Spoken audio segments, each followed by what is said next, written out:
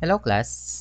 So this is now the next example sa ating influence line for statically determinate beam. So kung maalala nyo, last time nga, meron na tayong tatlong examples na na-solve. So this is the first one, the second one, and the third one. So yung isa is may overhang lang, dito cantilever, yung sunod may overhang ulit.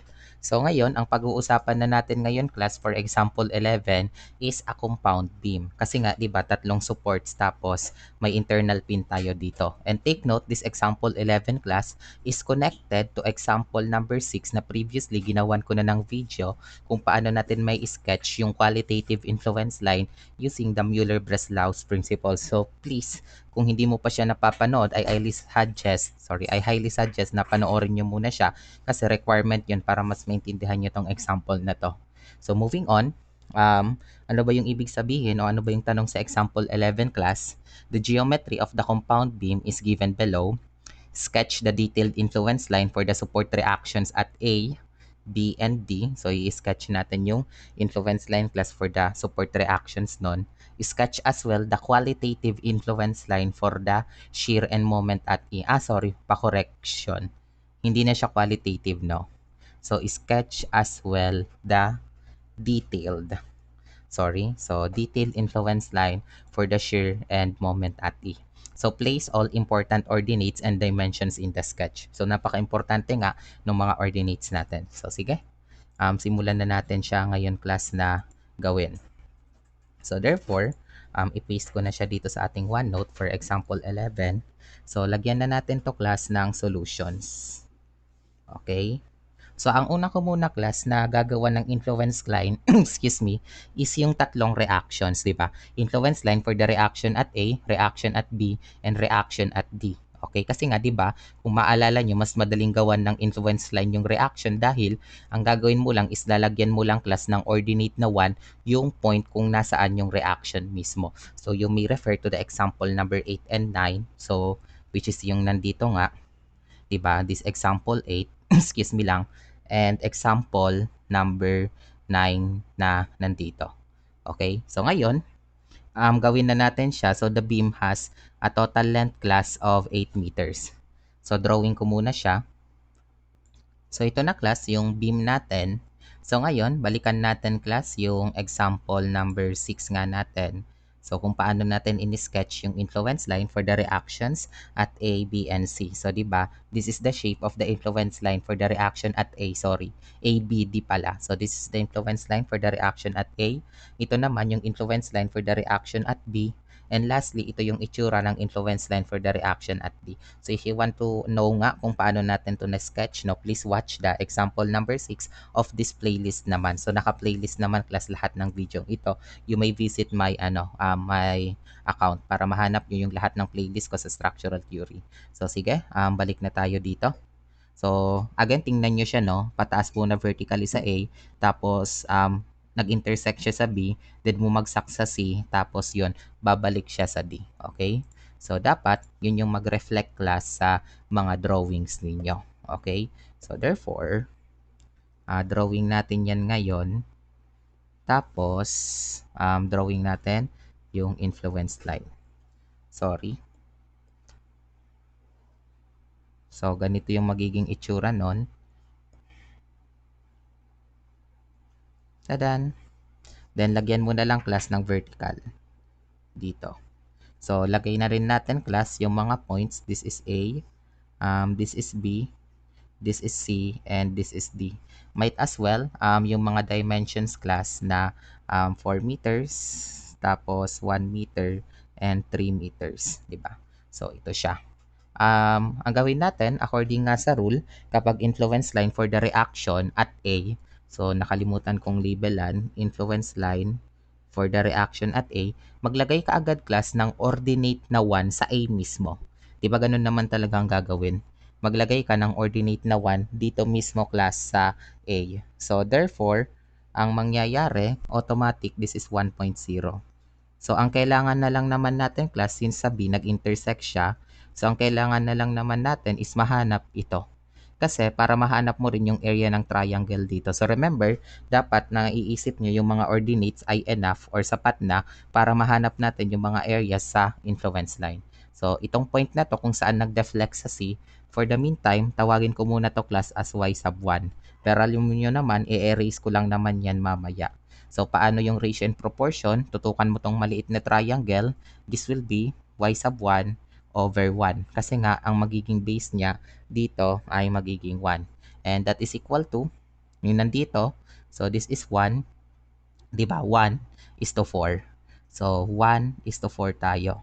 So, therefore, class, automatic, ang y sub 1 natin ay 0.25. However, erase ko na dito, since this is, nasa baba siya ng horizontal line, so alam nyo naman ang ibig sabihin ng negative. So, negative 0.25 siya. So, ayan, meron na tayo class influence line for the reaction at A. So, ang next na concern naman natin is to determine the influence line for the reaction at B. So, wait lang, no? So, prepare ko lang muna yung horizontal line class na gagamitin natin. Para naman at least may maganda tayong sketch. Tapos, sulat natin, this is the influence line for the reaction at P. So, tingnan natin kung ano yung itsura niya. So, ito class yung itsura nun. And kung mapapansin nyo sa tuktok class, yung highest point is yung point C, pero yung point B nandito siya. So, therefore, para lang siyang triangle. And uulitin ko, kailangan gayahin mo lang yung shape niya. So, ang magiging itsura class nito will be like this one. Yung topmost is nasa C. Okay? So, ayan siya. And, ganun din dito. So, lagay natin yung mga important points, A, B, C, and D. Might as well the dimensions class, 4 meter, 1 meter, and 3 meter. So, di ba nga, ano nga ang rule natin class for the influence line? Ang rule natin, dapat kung nasaan yung ating reaction o yung support, doon mo ilalagay yung ating ordinate na 1. So, case in point, yung point B class is the support. So, therefore, dito class, itong point na to, lagyan natin, no? Itong point na to class, dapat ilagay mo dito yung 1.0. Okay? Kasi nga, dyan yung point B. Ano naman na yung importante na point dito? Well, of course, yung tuktok, di ba? The top or the apex of this triangle, this is the most important one kasi dyan nakadepende yung paghahanap mo ng area. So, tawagin ko to class halimbawa as y sub 1. So, isang y sub 1 lang. Tapos, erase na lang natin mamaya. And, ang gagamitin nga natin dito class is always ratio and proportion. Halimbawa, 1.0 is to 4 is to y sub 1 is to 5. So, ganun din. Or, baliktarin ko lang, y sub 1 is to 5 is to 1 is to 4. Diba? Ulitin ko, y sub 1 is to 5 is to 1 is to 4. So, bahala ka na mag-calculator dito. Ang magiging sagot mo lang naman dito is 5 over 4 or 1.25. And since nasa taas naman siya class, ilagay na natin siya as 1.25. Ayan. So, this is enough na class para mahanap mo yung area ng triangles. So, di ba, yun naman talaga yung goal natin para mahanap yung magiging area ng triangle natin sa influence line or any shape. Pwede din kasi, di bang, rectangle. Okay? So, lastly, for the influence line ng shear ng C, so, i-check natin yon, drawing natin. Tapos, labelan natin to as influence line for the reaction at C. So, balik ka class kay Muller-Breslau principle. So, yung shape class ng influence line ay paganito. So, from C, tumaas siya, then stop siya sa D. So, again nga, if you want to understand kung paano natin to na sketch, please watch the example number 6 on the same playlist nga. Okay? So, but for the meantime, assuming na nagets nyo na to using the Muller-Breslau's principle, so, balik tayo dito. So, wait lang. Ayan. So, therefore, paangat lang siya class na triangle. So, this will be the shape of that. Tapos, syempre, vertical. Influence line for the reaction at D pala. I'm sorry. Paki-correction lang, no? Influence line for the reaction at D. Kasi yung C pala, internal pin yun. Diba? So, therefore, for the influence line sa reaction at D, labelan natin class yung mga points A, B, C, and D. So, ang mangyayari, kung ito siya class, no, sabi natin since, lagyan pa rin natin ng dimensions. 4 meters, then 1 meter, tapos 3 meters. So, Kung maalala nyo, lalagyan natin ng ordinate na 1 yung location mismo class ng support. Since yung pinag-aaralan na natin o yung concern na natin class is itong point D mismo, di ba? Kung mapapansin nyo, sa point D na, so malamang ilagay mo na class yung 1.0 sa point D. So, yun na. Kasi, influence line for the reaction at D na. Ngayon, may i-ratio and proportion ka pa ba? Diba wala na? Kasi class, this 1.0 is enough na para mahanap mo yung area nitong influence line. So, ganun lang class ang principle ng influence line, no? Yung mga important ordinates dapat mahanap mo para madali yung paghahanap ng area sa influence line. So, I think enough na itong mga ordinates na nahanap natin. However, may ibang questions pa, no? Sabi dyan, i-sketch daw natin or lagyan pa din natin ng ordinate yung influence line for the shear and moment at E.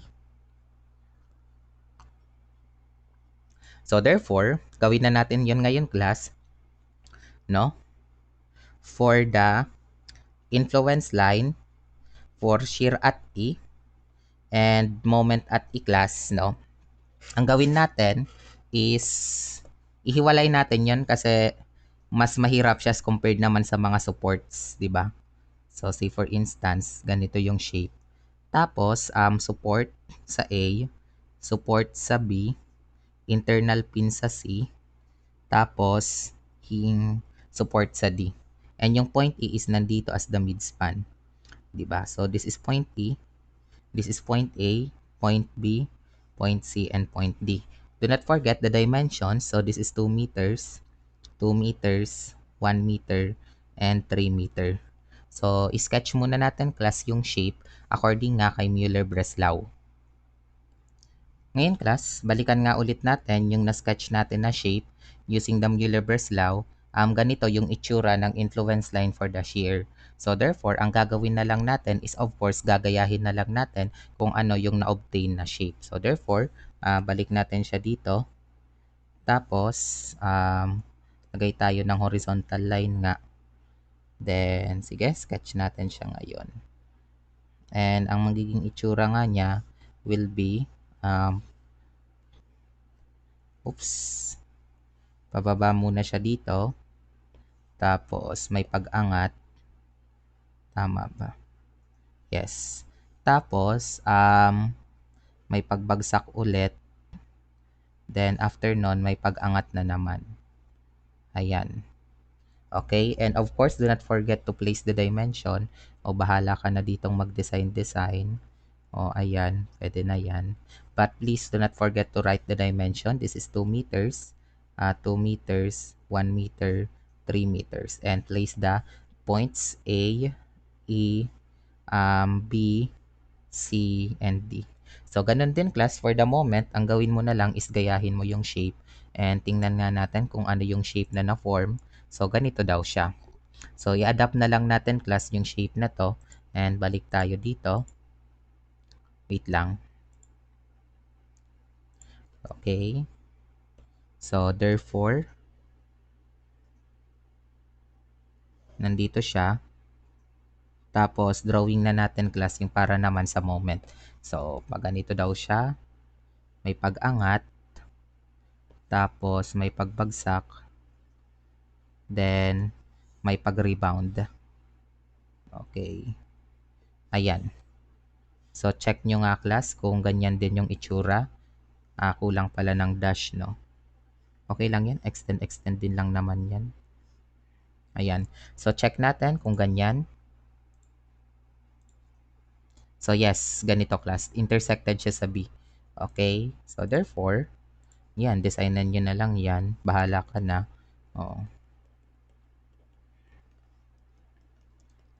Okay, so lagyan natin as influence line for the shear at E and influence line for the moment at E. So yun, hindi ko pa rin pala nalalagyan ng points. This is A, this is E, this is B, this is C, this is D. And linear dimensions as well, 2 meters, 2 meters, 1 meters, and 3 meters.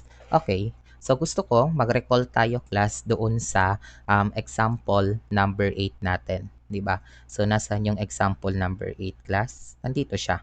So ito 'yon.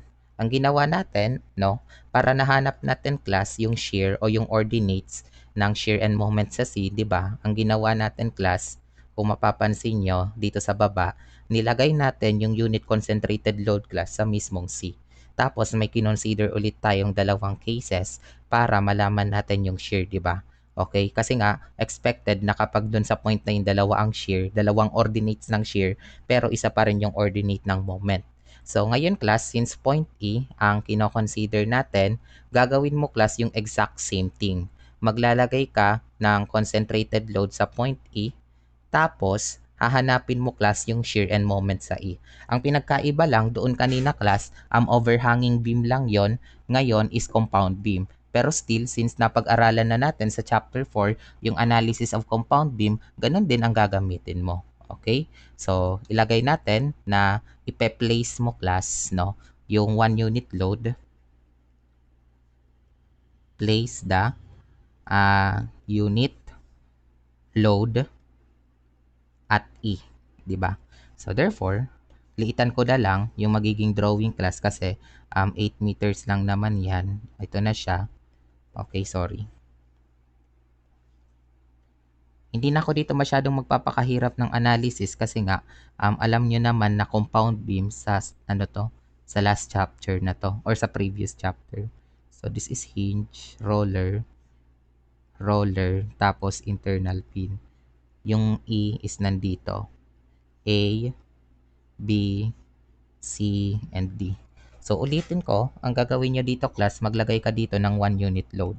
'Di ba? So lagyan mo to ng 1 unit load. And the dimensions are, this is 2 meter, 2 meter, 1 meter, and 3 meters. So, gamitin mo lang class yung ano natin, di ba? Kapag may internal pin is hinahati natin yan dyan or tinatanggal nga natin yan. So, therefore, ang kalalabasan, magiging ganito siya sa kaliwang bahagi. Tapos, sa kanan na bahagi, nandito siya. Then, lagay ko lang yung hinge and roller ko.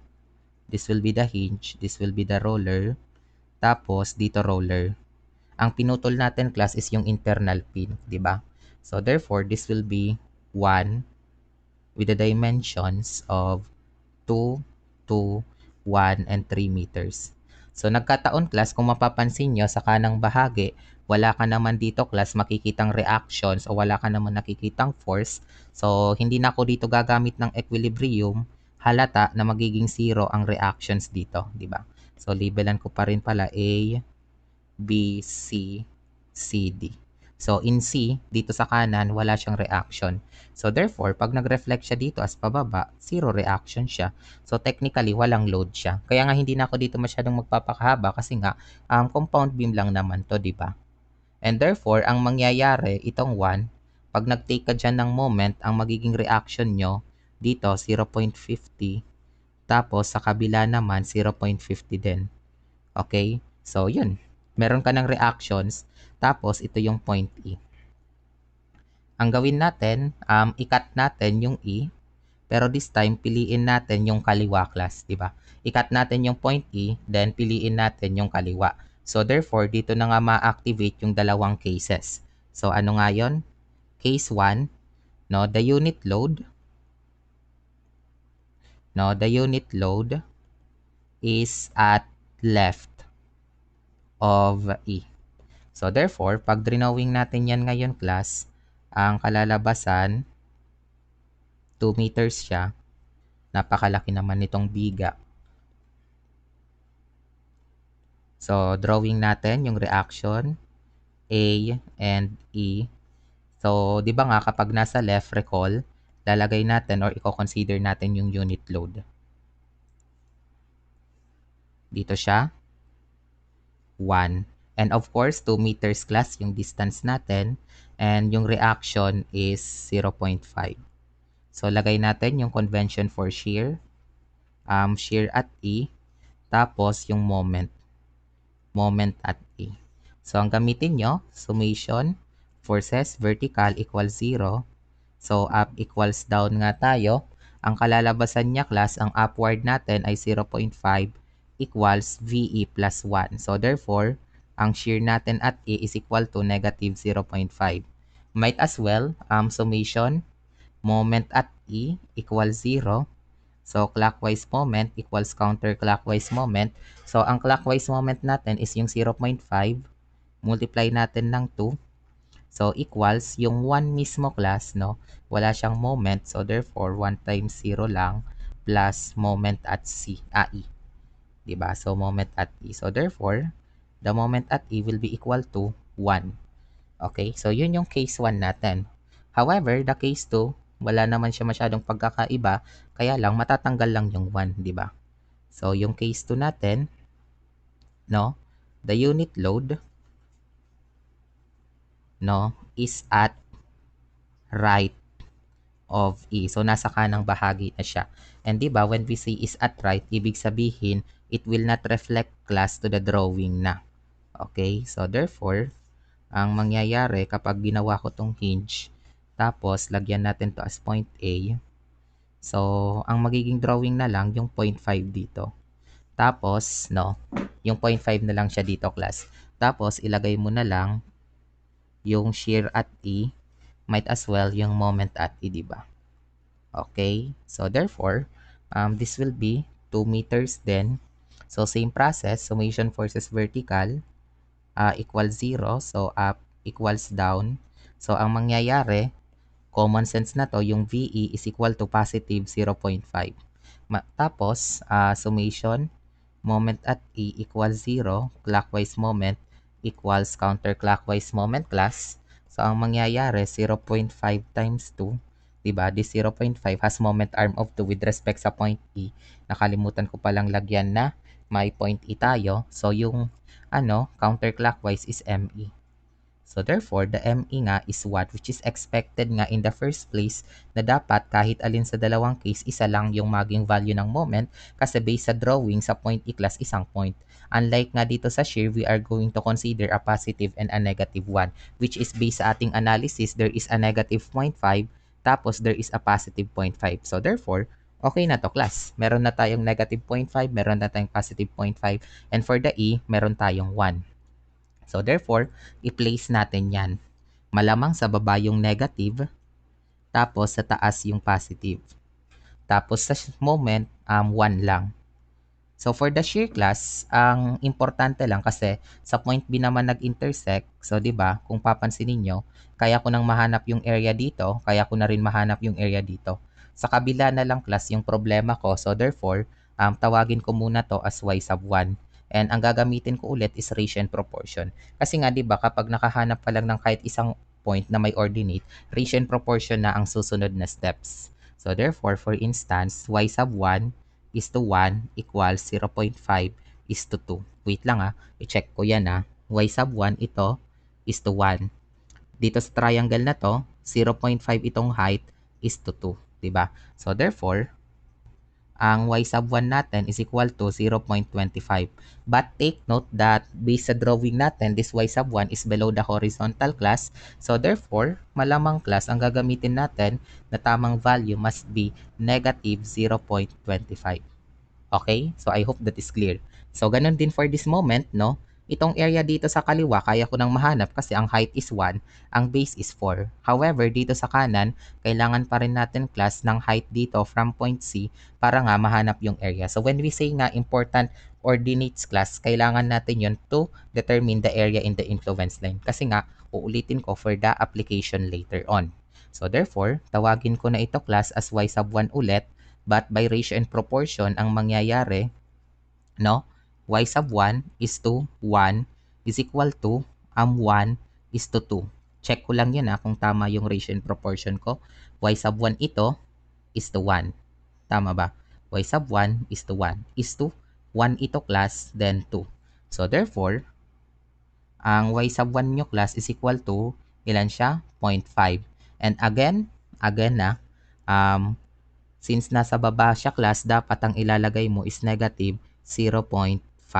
So, ito na, class, yung ating, dapat color green. Oo, baka magalit kayo sa inconsistency. So, lagay natin as negative 0.5.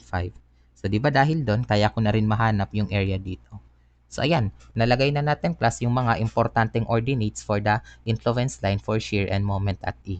So hindi mo na class kailangan na padaanin pa yung mga loads isa-isa kasi nga ikaw din lang naman ang mahihirapan. So yun, I hope nga naintindihan nyo class itong lesson ko for this example. No? So for the last one kasi yung next video, i-discuss natin yung panglima at huling example for the influence line sa statically determinate beam. So please do not forget nga to subscribe to my channel nga and hit the notification button. So yun din as well. Paki-continue rin ng pag-watch, no? So I hope may nag-contribute ako para matuto kayo sa structural theory. So thank you so much class.